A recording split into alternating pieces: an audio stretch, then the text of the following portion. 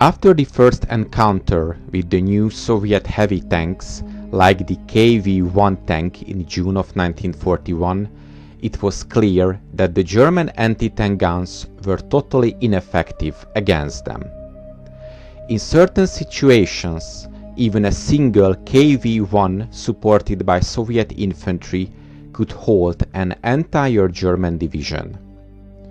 During the first summer of the German offensive against the Soviet Union, anti-tank defense had to be performed with 8.8 cm anti-aircraft guns and even with field artillery firing over open sights. But these guns were ill-suited for this task. They were too large, insufficiently mobile, and offered little protection for their crews. The solution was to accelerate work on German anti-tank guns.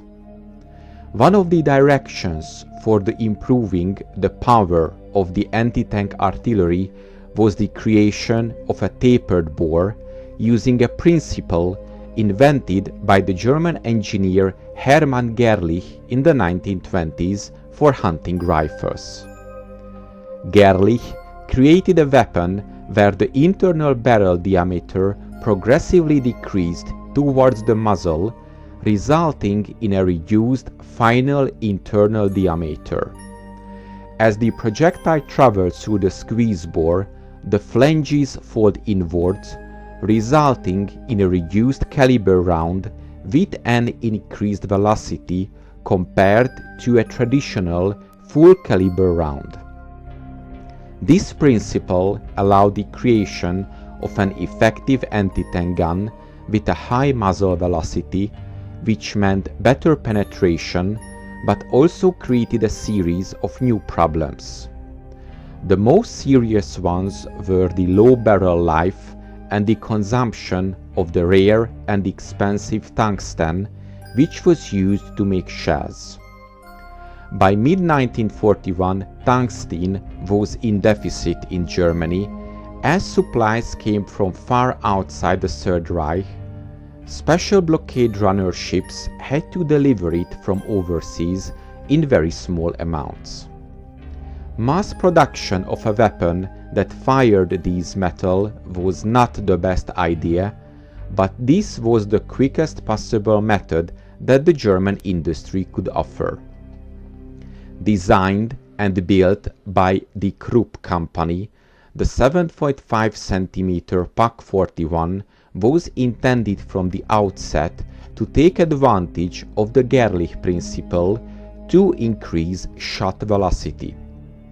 Addition to its squeeze bore design and the use of a tungsten core shell, the Pak 41 incorporated several novel features. One feature was that the barrel was split into three distinctive sections.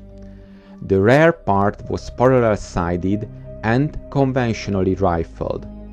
The central part was unrifled and tapered down at the muzzle end, and the last part was parallel-sided again but remained unrifled.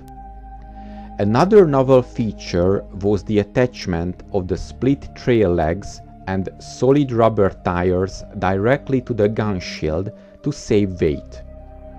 The gun cradle was set inside a special ball mount attached to the gun shield. The cradle itself was cylindrical, covering the whole of the rear half of the barrel. Compared to the Pak 38 and Pak 40, the appearance was long, low, and sturdy. Due to the inability to supply the guns properly, only 150 units were ordered. Production began in March of 1942.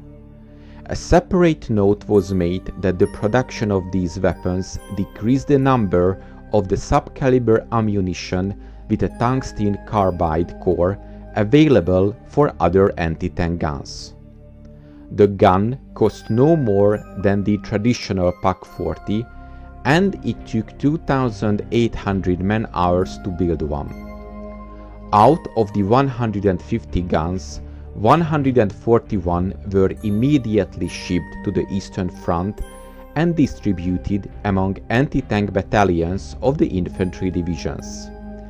Excited reviews began to return soon after. In August of 1942, the German army lost 3 guns, and one of them was retrieved by the Red Army intact, along with a small amount of armor-piercing shells. In total, 17 PaK-41 guns were lost before the end of 1942. Shell hunger forced the Germans to seek out a replacement for tungsten, but a new type of shells for the PaK-41 with a steel core performed significantly worse. In addition, the more traditional PaK-40 proved itself worthy, and large amounts were shipped to the front. By April of 1943, the German army still had 78 PaK-41 guns left. Some of the losses were non-combat, as guns were stripped for parts. Later, most PaK-41s were scrapped when their barrels had worn out or their ammunition supply was exhausted.